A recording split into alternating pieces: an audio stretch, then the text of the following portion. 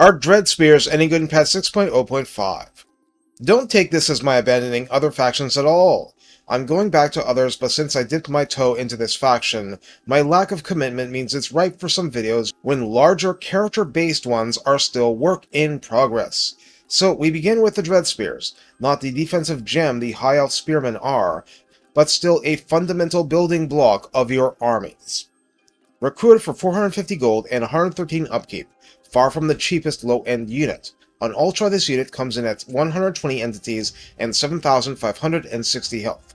Get used to seeing low health on elf units. Armor is 40 to start, with silver quality shields, with a mighty 55% of small arms missile fire laughed off. Ha ha. Leadership of 65 is very decent and no more. Speed 33 and charge speed 41 reflect good athleticism to do this with tower shields, but the armor isn't that heavy, remember. Melee attack begins at 26, with an attack interval of 4.6, which is on the slower side, pokey animations not necessarily being as long as some. There is no splash damage. Why should you take this unit seriously is melee defense of 42, which is elite status for such a low-end unit. Absolutely don't forget that losing quote-unquote melee combat hits your morale even if defense is making the losing take place much more slowly. Weapon strength is 25, split between base 19 and 6 armor piercing, but of course with a bonus versus large, which is 14. This is an expected figure, but it helps immensely that's melee attack 40 against Centaurs and Mounted Yeomen. The damage is increased proportional to the earlier split. Charge bonus is 8, which frankly is a lot better than some spearmen, and mass is 100, which is better than I'd have expected, to be honest.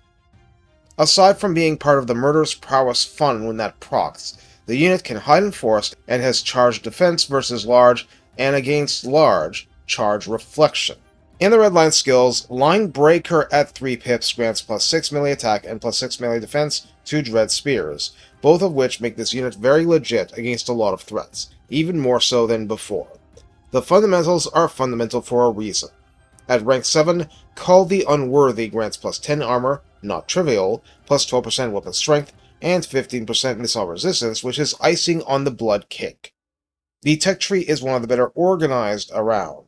Driven by Vengeance begins a section devoted to this and closely related units, granting melee attack plus 4 and recruitment cost minus 5%. Marching to War adds a humble plus 10% speed in battle. Martial Society adds plus 2 recruit rank, and Ascension through battle grants plus 5 leadership. Forged to Kill adds 10% weapon strength. Black Iron Armor adds plus 10 armor and recruit convicts, shaves 5% off upkeep and recruitment cost both. So how do we use the Dreadspears? This is the easy part. The actual use is very simple, as an alternative frontal wall to anchor your formation or to anchor your flanks against cavalry and monsters. Now, will they be good at that job? Alone goodness no, but that's what Dark Shards are for. This basic division of labor marks much of your early game. You cannot rely on Dreadspears to solve your armored cavalry problems. You can rely on them to stop light and medium cavalry cold and make them bleed, and then slow down the fight so that your ranged game can shred armored targets and your magic, if present, can turn the tide even further. Dreadspears are entirely qualified to serve as missile tar pits. The health is simply not high enough to do this for the long run, but short of that, they'll stand tall and fight and die for your cause. They are basic, solid, fundamental, and the leadership buff during Murderous Prowess helps. You can expect them to perform adequately or better in enough situations that they are anti-micro tax, able to let you put your micro on units that need it more.